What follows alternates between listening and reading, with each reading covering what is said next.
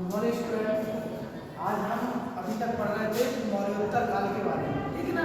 और मौर्योत्तर काल मतलब मौर्य काल के बाद का समय, ठीक। मौर्योत्तर काल के बारे में हमने आपको पढ़ाया है दो तरीके से मौर्योत्तर काल को हम डिवाइड करते हैं।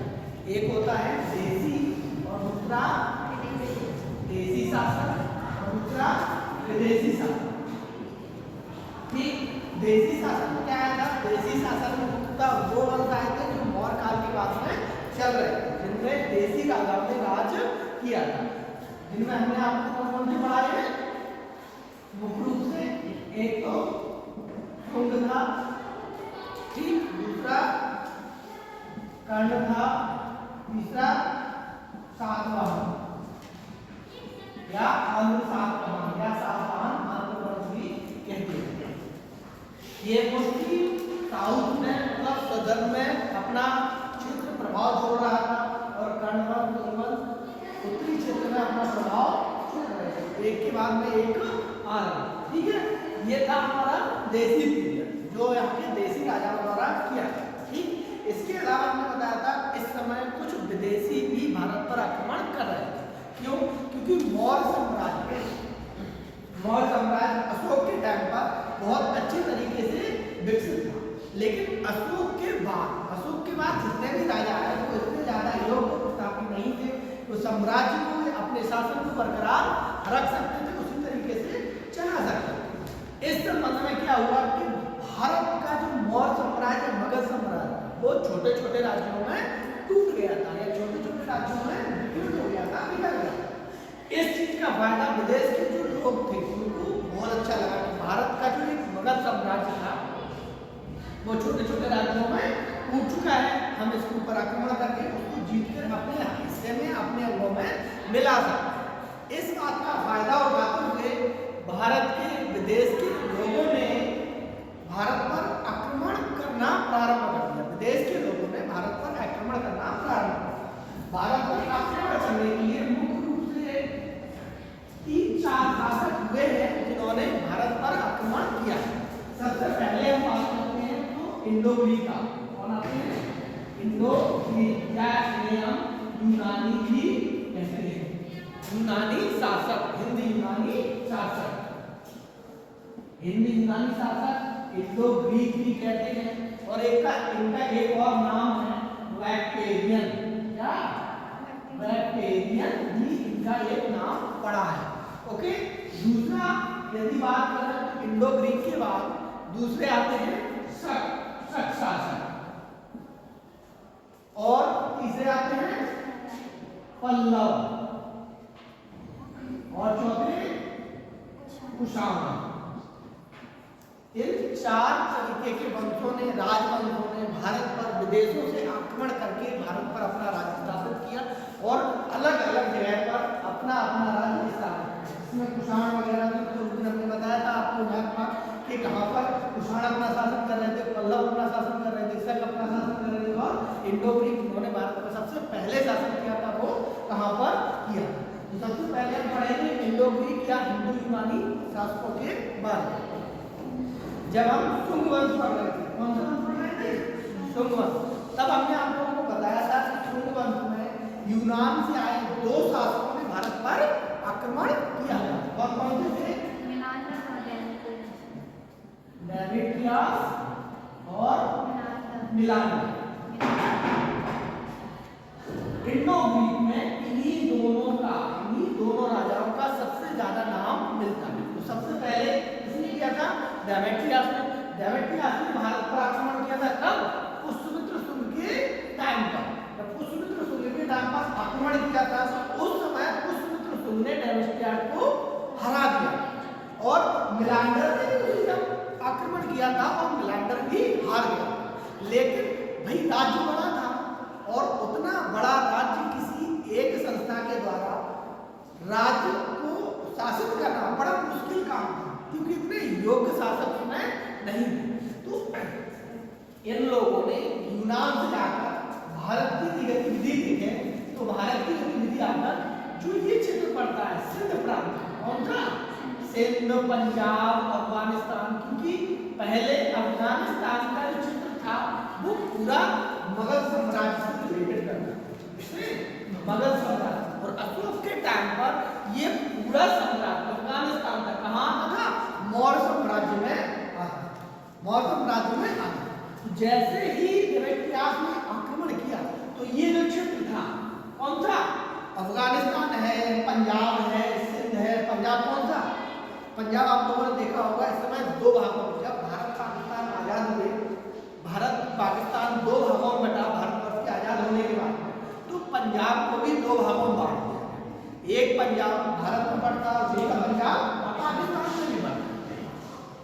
तो उस समय पंजाब का क्षेत्र जो पाकिस्तान में पड़ता था, सिंध क्षेत्र, अफगानिस्तान क्षेत्र, ये सारे क्षेत्रों में देवेंद्रयास ने अपना राज्य स्थापित कर लिया। देवेंद्रयास ने अपना राज्य स्थापित कर लिया और उस राज्य स्थापित करने के बाद में वहाँ की जो राजधानी थी, क्योंकि राजा अपना राज्य स्थापित करेगा, राजा अपना राज्य स्थापित करेगा और अपना राज्य स्थापित करने के पहले सबसे पहले क्या करता था, अपनी राजधानी बनाता। ठीक, तो उसने अफगानिस्तान के आसपास, सिंध प्रांत के आसपास एक स्थान था सियालकोट। कौन सा, सियालकोट, एक स्थान था सियालकोट। सियालकोट में अपनी राजधानी बना, सियालकोट के आसपास अपनी राजधानी बना, इसको हम शाकल के नाम से जानते थे उस टाइम पर। उस टाइम पर किस नाम से जानते थे, शाकल के नाम। ठीक, राइट नाउ अब उसका नाम क्या है, सियालकोट। ठीक, क्योंकि नाम चेंज होते रहते हैं तो दोनों नाम पढ़ो ज्यादा अच्छा है। उस समय शाकल को अपनी राजधानी बनाना, शाकल को अपनी राजधानी बनाने के लिए और उस क्षेत्र पर अपना राज्य स्थापित कर लिया। और ये बात कब की है, ये बात है लगभग 190 BC की, 190 BC के अंतर्गत, जब उसने केवल अफगानिस्तान वाले प्रांत को अपने अंदर में, अफगानिस्तान, सिंध और पंजाब वाले प्रांत को अपने अंदर में किया था।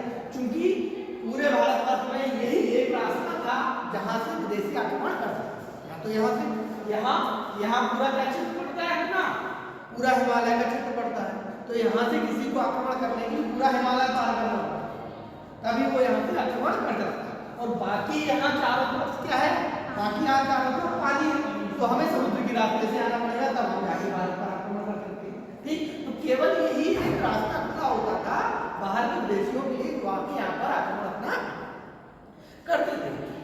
यहाँ पर आक्रमण किया, ये वाला राज्य जीत। इसके बाद अगर हम सबसे ज्यादा प्रॉब्लम की बात की जाए, या फिर हम ये कहें कि सबसे ज्यादा किसके बारे में पढ़ा जाता है, तो वो पढ़ा जाता है सबसे ज्यादा मिलांडर के बारे में। इनको हम मिलिंद के नाम से भी जानते हैं, किसके नाम से, मिलिंद के नाम से भी जानते हैं। इन्होंने भी आक्रमण किया था, पराजित हुए, लेकिन जब उन्होंने यहाँ पर अपना राज्य शुरू किया, तो यहाँ पर उनके बाद देवेंद्रयास के बाद मिलांडर भी आए, उन्होंने भी अपना राज्य स्थापित किया और उन्होंने भी अपना राज्य स्थापित करने के बाद अपने आप को वहाँ पर सेटलमेंट किया। ठीक, मिलिंद के नाम के रूप में हमने बहुत सारी चीजों को देखा, सुना है। क्या मिलिंद के बारे में हमने बताया था कि ये मिलिंद जो थे एक बार बौद्ध भिक्षु नागरसक से मिले। किससे मिले थे, सॉरी नागसेन से मिले थे। किससे मिले थे, नागसेन से मिलने के बाद इनकी आपस में काफी वार्ता हुई, और वार्ता होने के बाद में उन वार्ताओं को नागसेन ने अपनी पुस्तक क्या नाम था उसका, मिलिंद पन्हो में अपनी पूरी वार्ता, जो नागसेन और मिलिंद के मिलांडर के बीच में हुई है, उन पूरी बातों को मिलिंद पन्हो नामक पुस्तक में उतारा है। उन्होंने पूरी पुस्तक लिखी है। नागसेन कौन था, नागसेन एक बौद्ध भिक्षु था, जिससे मिलने के बाद, इतनी सारी चर्चा होने के बाद, जो मिलांडर था उसने भी बौद्ध धर्म अपना लिया। तो ये सारी चीजें इंडो ग्रीक के पीरियड के टाइम पर आती है। ये सारी चर्चाएं जितनी भी आती है वो इंडो ग्रीक पीरियड के अंतर्गत में आती है।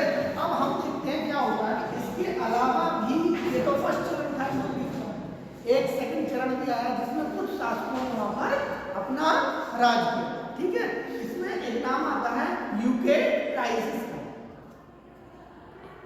यूकेराइसिस का एक और नाम आता है जिन्होंने तक्षशिला में अपने यूकेट्राइसिस वंश की स्थापना की थी। कहाँ पर की थी? तक्षशिला। वो भी कहाँ आ जाता है? पाकिस्तान के प्रांत के पास। और ये टाइम पीरियड कब होता है? मिलेनियम मिलांडर के बाद। मिलेनियम मिलांडर के बाद का तक्षशिला में अपने यूकेट्राइसिस वंश की स्थापना करता है। और अभी जब आप लोग कर्ण पढ़ रहे थे तो उसमें हमने एक बार बताया था कर्ण और सातवाहन वंश में कि एक राजा था जिस राजा के पास हेलियोडोटस नामक दूत आया था। क्या है ना? हेलियोडोटस नामक एक दूत आया था, मित्र दूत आया था अपनी मित्रता के। किसके दरबार में आया था? ये शुंग वंश के राजा भागवत के दरबार में आया था। शायद शुंग वंश पढ़ाते समय हमने आप लोगों के साथ चर्चा की होगी इस चीज की कि शुंग वंश के शासक भागवत जो थे उसके शासनकाल में हेलियोडोटस आया था एक मित्रवत संबंध के रूप में। और इन सारी चीजों को उसने कहाँ लिखा है? एक अभिलेख भी बताया था हमने, गरुड़ध्वज। क्या? गरुड़ध्वज अभिलेख। ये एक ऐसा अभिलेख है जिसमें किसी विदेशी के भारत आने की चर्चा की गई। किसकी? किसी विदेशी के भारत में रहने की चर्चा की गई है। या ये कह लो किसी एक राजदूत कौन था? हेलियोडोटस। केवल इसी के बारे में चर्चा की गई जिसमें गरुड़ध्वज अभिलेख में। ठीक है, गरुड़ध्वज अभिलेख में। और यह कहाँ पर? विदिशा के आसपास बेसनगर। ठीक है, विदिशा के आसपास है बेसनगर। ये यहाँ पर सारी चीजें इंस्टॉलमेंट करते हैं। अब यूनानी आए, यूनानियों ने अपनी व्यवस्था को बदलाई, व्यवस्था फैलाई और व्यवस्था फैलाने के बाद यहाँ पर इंस्टॉलमेंट करते हैं। जब हम कहीं नई जगह पर जाते हैं, अपनी व्यवस्था मतलब फैलाते हैं, अपना शासन करते हैं, तो हमारी कुछ चीजें वहाँ पर विशेषताओं के रूप में उभर कर आती हैं। जैसे कि कोई बात है, कोई अपना जो छवि या प्रभाव है वो हमेशा इंसान अपने शासित राज्यों में छोड़ देता है। तो इसी प्रकार से इंडो ग्रीक भारत में आए थे, उन्होंने भी अपने शासन के रूप में कुछ विशेषताओं को यहाँ पर छोड़ दिया या रख दिया। जिसमें से पहली विशेषता क्या है? आज के लोग हिंदी यूनानी। हिंदू यूनानी का मतलब है ये लोग यूनान से आए थे और राज कहाँ पर स्थापित किया था? भारत के उत्तर पश्चिम क्षेत्र पर। कहाँ? उत्तर पश्चिम क्षेत्र पर। दूसरी विशेषता इनकी पहली विशेषता आती है कि इनको काली मिर्च बहुत पसंद है। क्या? काली मिर्च। काली मिर्च समझते हो? छोटी आती है। इनको काली मिर्च बहुत पसंद थी, इसलिए इनको यमन के लोगों को काली मिर्च पसंद का या काली मिर्च का भी टैग दिया जाता है कि इन लोगों को, यमन के लोगों को काली मिर्च बहुत ज्यादा पसंद थी। इसके अलावा यदि हम देखें एक चीज और आती है कि इन्होंने ही सोने के सिक्कों को भारत में सबसे पहले प्रचलित किया। क्या? भारत में सबसे पहले सोने के सिक्कों का प्रचलन किसके टाइम पर आया था? सोने के सिक्कों का प्रचलन सबसे पहले इंडो ग्रीक या हिंदी यूनानी के टाइम पर ही सबसे पहला सोने के सिक्कों का अद्यतन पाया गया। कि एक चीज और, सोने के सिक्के तो थे ही, साथ में इनकी एक और विशेषता थी और वो विशेषता ये थी कि वो भी इन्होंने चालू की थी कि हर सोने के सिक्के पर उस टाइम का टाइम पीरियड और वहाँ के राजा की तस्वीर, ताकि आप सिक्कों को देखकर बता सकते हैं कि किस टाइम का था। आपने देखे होंगे सिक्कों पर किसी राजा महाराजा की तस्वीर छपती है और पीछे उसका डेट लिखा रहता है। आजकल भी हम लोग देखते हैं जो सिक्के वगैरह होते हैं उन पर भी डेट लिखा है। तो ये सारी चीजें कहाँ से आई हैं? वहीं से, इंडो ग्रीक से। कि भारत पर इतना प्रभाव छोड़ दिया कि उन्होंने अपना सिक्कों के नीचे उसका टाइम पीरियड और राजा के नाम का वहाँ पर होना भी प्रारंभ कर दिया। ये भी कहाँ की विशेषता थी? ये भी इंडो ग्रीक की विशेषता थी। इसके अलावा इंडो ग्रीक के जो थे वो भारत में खगोल, ज्योतिष, गणित और समय की गणना का भी अध्ययन करने लगे। ये लोग थोड़ा सा अपने जो समाज में थोड़ा सा आगे थे, उन्होंने भारत को खगोल विद्या के बारे में या समय के बारे में, इनके बारे में भी ज्ञान प्राप्त करवाया और इनके बारे में भी सारी चीजें भारत को दी। इसके अलावा एक और पॉइंट आता है जो बहुत मुख्य इंपॉर्टेंट है, गांधार कला की। क्या? गांधार। गांधार कला कहाँ पर बन रही थी? उत्तर पश्चिम में। कहाँ पर? उत्तर पश्चिम में। और ये गांधार कला जो है वो कैसे बनी? जब इंडो ग्रीक भारत आए तो उनकी खुद की एक कला थी, उनकी खुद की एक कला थी, उसको हम कहते थे हेलेनिस्टिक। क्या कहते हैं? हेलेनिस्टिक। उनकी खुद की एक कला थी हेलेनिस्टिक, और उनकी कला प्लस भारतीय कला। क्या? भारतीय कला या सिंध कला, क्योंकि सिंध के क्षेत्र में आए थे तो हम कह सकते हैं सिंध की कला। भारतीय कला और सिंध कला, उनकी कला को मिलाकर जो कला हमें नई कला प्राप्त होती है उसको हम कहते हैं गांधार कला, जिसका उपयोग हमें कहाँ मिलेगा? जिसका उपयोग सबसे ज्यादा मिलेगा हमें भारत के उत्तर पश्चिमी भाग में, उत्तर पश्चिमी भाग।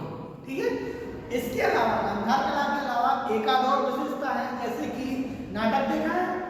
नाटक में क्या होता है? सबसे पहले पर्दा उठता है, फिर नाटक का मंचन शुरू होता है और फिर आखिरी में पर्दा गिरता है। तो ये प्रथा भी किसके पास थी? इंडो ग्रीक वाले लोगों के पास। तो ये सारी चीजें, व्यवस्थाएं या विशेषताएं भारत में अपनी छोड़ गए, जिनका भारत ने बाद में बहुत अच्छे तरीके से उपयोग किया।